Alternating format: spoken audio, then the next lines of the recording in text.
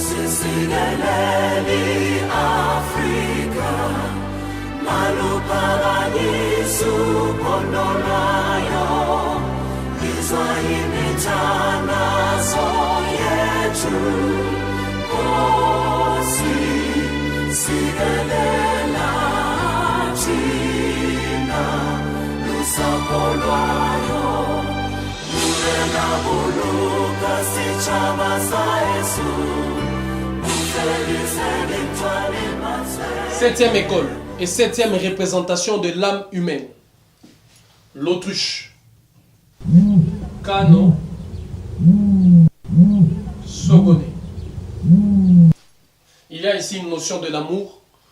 Ce sont des écoles qui existent toujours en Afrique du Sud et qui existent toujours chez les Dogons.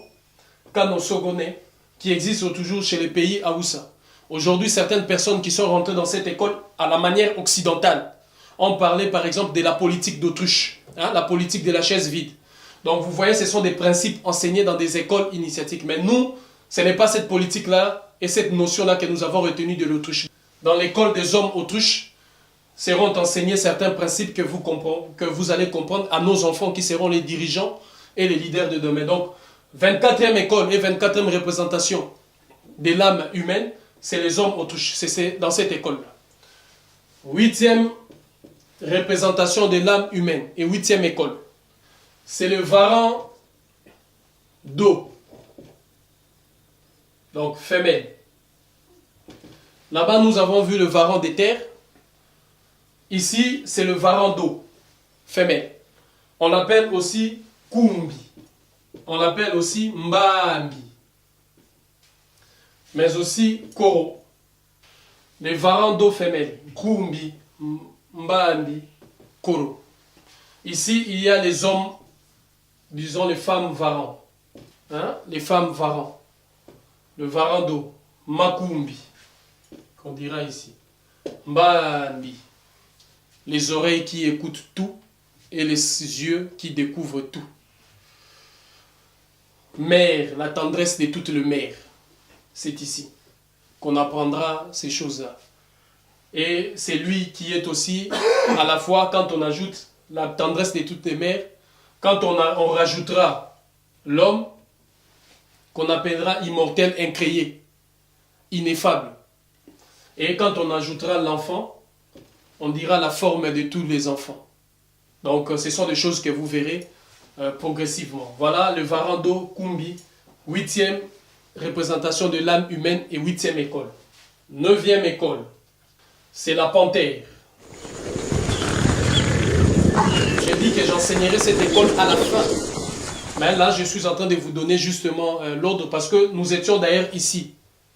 Les Makanda Bizango. Je disais l'étang du clan de la panthère, où il faut se baigner et quand vous reviendrez, vous deviendrez ce que vous deviendrez. Vous connaîtrez ce que vous connaîtrez. Dans une porte d'entrée, j'ai dit il faut d'abord passer par les hommes lions, c'est-à-dire dans les sphinx. Et il y a cet étang, cette piscine si vous voulez, où se sont baignés les hommes panthères. Kunima, Kumina, Kumina, ceux qui ont des oreilles et des yeux comprennent déjà, mais aussi Ngo, mais aussi Nkoi. Donc, c'est l'homme panthère. Les hommes panthères. Quand on rajoutera pour parler des étoiles, l'étoile du léopard ou l'étoile de la panthère, on doit rajouter la femme panthère.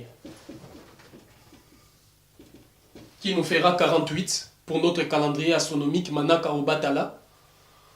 Et quand on ajoutera les enfants panthères, qui nous fera 72, plus 72, là où on a vu le Manaka Kimbangu, c'est-à-dire les 5184 portes d'entrée et portes de sortie. C'est ici, quand on parlera des léopardos, des enfants panthères, Banabankoi, les grandes initiations qui sont encore dans les temples ou dans les écoles initiatiques actuelles qu'on appelle les Mambela. Les écoles des Mambela. Et à l'intérieur, comme je disais, de chaque école, il y a 24 interdits totémiques. Qu'est-ce que les hommes léopards doivent faire et ne doivent pas faire? Vous pouvez tout faire dans votre vie, mais quand vous rentrez dans l'école léopard, il y a des interdits totémiques. Qu'est-ce que les femmes léopards, les femmes panthères doivent faire et ne doivent pas faire? Qu'est-ce que les enfants léopards ne doivent pas faire et doivent faire? Les 24 interdits totémiques. Et ce sont ces 24-là, 24 dans chaque école, comme il y en a 24, qui donnera 576 interdits totémiques, qui donnera les 576 positions que prend chaque femelle de toutes ces écoles. La position que prend, parce que la femelle de la panthère a 24 positions. La position qu'elle prend pour affronter, la position qu'elle prend pour crier, faire son cri et parler, la position qu'elle prend pour manger, la position qu'elle prend pour danser, parce que la danse de la panthère, comme il y a la danse de tous ces animaux ici. Là. Donc voilà les 24 positions dont je parle, qui fait 24, qui fait 576 positions qui ont donné la gymnastique Kimpavita, une forme de yoga que nous pratiquons. Donc voilà ici l'école des hommes panthères, les hommes panthères, hein, les Black Panthers. Votre école ici, c'est ici, enseigné dans le mécanisme, dans l'école initiatique de Mambela, qui sera la 9e école et qui est la 9e représentation de l'âme humaine, de ceux qui ont l'âme du léopard. 10e école et 10e représentation de l'âme humaine, l'antilope mâle. Cette antilope est aussi désignée par Ntsasi, aussi Impala. C'est l'antilope qui apparaît à la fin de l'initiation. En fait, quand on veut finir l'initiation, la dernière école, la 24e école, parce que je ne donne pas dans l'ordre des choses comme je vous expliquais, mais en réalité, la dernière et la 24e école, c'est l'école de l'antilope mâle, Impala ou Ntsasi. C'est lui qui viendra faire quelque chose sur vous pour vaincre certaines choses quand vous finirez l'initiation. Donc ceux qui y sont rentrés connaissent de ce que je parle et de ce que j'explique. 11e école. 11e école et 11e représentation de l'âme humaine. Le buffle. Sangoima. Le buffle, Sangoima. Les hommes buffles. Tous les prêtres aujourd'hui en Afrique du Sud sont appelés Sangoma. Sangoima. Ce sont des buffles. La personnification de la prêtrise en Afrique du Sud, c'est fait par des femmes Sangoma. Sangoima et des hommes Sangoima, c'est-à-dire des hommes et des femmes buffles. Avant d'être prêtres en Afrique du Sud, dans toutes les grandes écoles initiatiques, et le plus grand des écoles initiatiques vers les territoires actuels de l'Afrique du Sud, il faut être ici Sangoima. Sangoima, ce sont aussi les premiers prêtres qui sont descendus dans la ville actuelle de Kinshasa. C'était ces prêtres ici qui étaient descendus, le prêtre qui tenait la queue du buffle. Ce sont ces prêtres-là, les Sangoima, ils tenaient la queue du buffle. C'est eux qui étaient des hommes buffles. Des écoles initiatiques, des premières écoles initiatiques. Les hommes buffles et les femmes buffles, comme j'ai expliqué, les enfants buffles à 72. 12e école et 12e représentation de l'âme humaine. La tortue d'eau. La tortue d'eau. Mâle. Tango. La tortue d'eau mâle, Tango, qui porte le soleil derrière son dos, dont la marche sur Terre est une marche, je dirais, cosmique.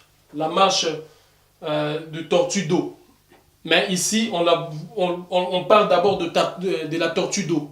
Hein? Avec sa rapidité, sa vitesse dans les eaux. Nous l'avions parlé quand nous avions exposé les cartes militaires de l'UDC. Rappelez-vous encore quand on avait parlé de la présence de l'armée française en Afrique. Nous avons parlé de la force marine sur lesquelles doit se focaliser et s'asseoir le peuple africain et les armées africaines. C'est-à-dire la tortue d'eau. C'est la 12e école. Donc fin de la deuxième porte, 12e école et 12e représentation de l'âme humaine. Où on retrouve ici les hommes tortues. Les hommes tortues, qui est aussi le symbole par excellence dans le chef des armoiries de l'UDC, de Yakankou. C'est le tortue qui porte le soleil sur son dos. Donc voilà, tortue mâle, Tango, hein, qui porte le soleil. Tango, Père Soleil.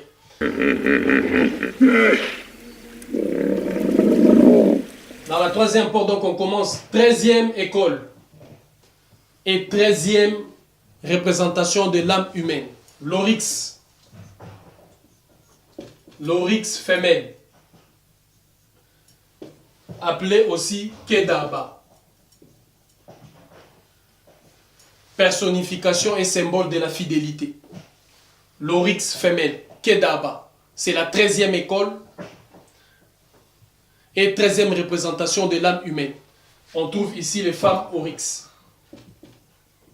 Donc, comme partout, on rajoutera les hommes oryx et les enfants oryx. Voilà, c'est la 13e école et 13e représentation de l'âme humaine. 14e école.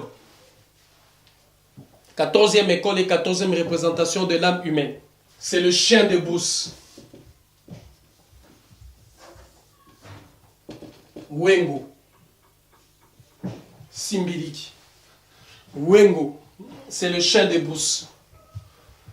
14e école où on trouve les hommes chiens. 15e école. 15e école et 15e représentation de l'âme humaine, c'est l'oiseau Pédrix. 15e école. Pédrix.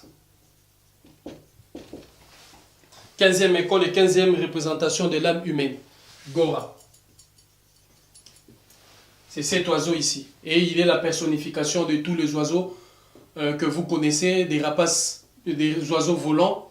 On peut mettre ici l'épervier, si vous voulez l'aigle et consort, c'est ici. Ce sont les hommes oiseaux. Les hommes oiseaux. Et c'est ici qu'il y a autant de phénomènes que j'avais expliqués. Vous vous rappelez quand j'ai expliqué l'art et les secrets dévoilés dans le Makanda Bizango, quand on parlait de 21 nations de l'Afrique guinéenne. Ce sont ces choses ici. C'est l'unique école qui prévoit ces choses-là. C'est ici. 16e école. La tortue de terre. Ma. Ngongo. Ngongo. Ngongo. Ngongo. La voix. La voix de la tortue. La voix. Parler comme la tortue, chanter comme c'est une force. C'est l'un des animaux aujourd'hui qui reste et qui vit le plus longtemps sur Terre, près de 100 ans. C'est l'art d'apprendre à nos enfants de parler des discours ou des mots qui resteront des siècles et des siècles, immémorial dans la mémoire des gens. Ça s'apprend ici. Ici, où on retrouve les hommes tortues. 16e école et 16e représentation de l'âme humaine. 17e école et 17e représentation de l'âme humaine. C'est la grenouille.